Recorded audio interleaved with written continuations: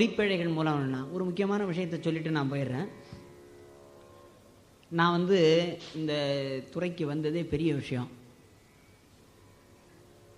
ஒரு சென்னையில் திருவொற்றியூருங்கிற ஒரு ஊரில் இருந்துக்கிட்டு இருந்தேன். அப்போ எனக்கு தேவாரம் இப்படி ஒரு பையன் இருக்கான்னு யாருக்குமே தெரியாது. ஏதோ வரான். அங்கே ஒரு டீ கடைக்காரரு பார்த்தார். அவர், தம்பி நீங்கள் வாங்க, என்ன போயிட்டு வந்துக்கிட்டு இருக்க, டிஃப்ரெண்ட்டாக இருக்க, நீ வேஷ்டி கட்டியிருக்க, எல்லாம் பேண்ட் ஷர்ட் போட்டுருக்கா, நீ இளைஞனாக இருக்க, வேண்டிகிட்டு இருக்க, விபூதி எல்லாம் கோயில் பூஜை பண்ணுறியான்னு. இல்லையா அப்படின்னு.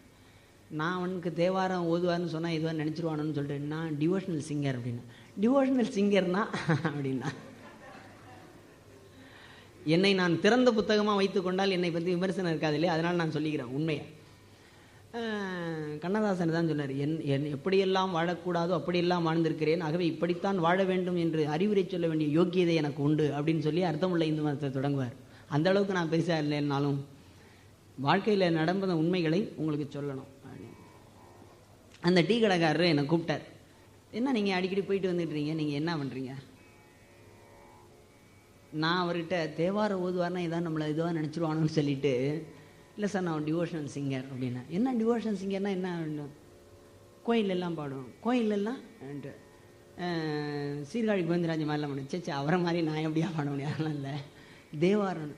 தருமபுரம் சுவாமிநாதெல்லாம் பாடுவார், அந்த பாட்டு தானேப்பா அப்படின்னாரா. எனக்கு அப்படியே செருப்பால் அடிச்ச மாதிரி இருந்துச்சு. சே, நம்ம இவ்வளவு மட்டமாக போயிட்டோமே. தருமபுரம் சுவாமிநாதன் ஐயா அவருக்கு தெரிஞ்சிருக்கு, ஒளிப்பேழையின் மூலம் அவர் பாடுற இதெல்லாம் அவர் கேட்டிருக்காரு. நம்ம தேவாரம் ஓதுவான்னு சொல்லுறதுக்கு நம்ம அவரை மட்டும் சேச்சா அப்படின்னு நினச்சிக்கிட்டு, அப்போ இருந்து தான் என்னுடைய வாழ்க்கையில் ஒரு பெரிய டேர்னிங் பாயிண்ட். இனிமேல் நம்ம உழைக்கணும், பெரிய ஆளாகணும், இதுவாக பண்ணணும், மக்கள் மத்தியில் நம்ம போகணும் அப்படின்னா நிறையா பாடணும், ப்ராக்டிஸ் பண்ணணும், சங்கீதம் கற்றுக்கணும். அப்படி போய் இதனுடைய விளைவு தான் இன்றைக்கி நான் உங்களுக்கு முன்னாடி எய்த்தாவில் உட்காந்துருக்குறேன்.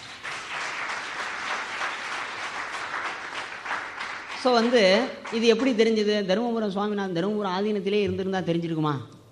ஒளிப்பேழையின் மூலம் மீளாடிமை அப்படின்னு அவர் அடித்து ஒன்று விட்டார்னா, இப்போ ஆமையா என்னம்மா திடீர்னு ஒருத்தன் மீளாடிமைன்னு சொல்கிறாரு, அருமையான கேசட்டாக இருக்கே, அது வாங்குவோம் அப்படின்னு சொல்லி ஒளிப்பேழையின் மூலம் சொல்லலாம். டிவியில் 1 மணி நேரம் நிகழ்ச்சியை கொடுக்கலாம். எல்லாம் இப்போ ஒவ்வொருத்தன் வீட்டு ரிசப்ஷனுக்கே போய் சொன்னால் தான் கேட்டுக்கிறான், இல்லைன்னா கேட்க மாட்டேங்கிறாங்க. ஆகவே தேவார கச்சேரியை இன்னும் எவ்வாறு மக்களிடம் பரப்புவது என்பதுக்கு இந்த சான்று ஒன்று ஆகும். அடுத்தது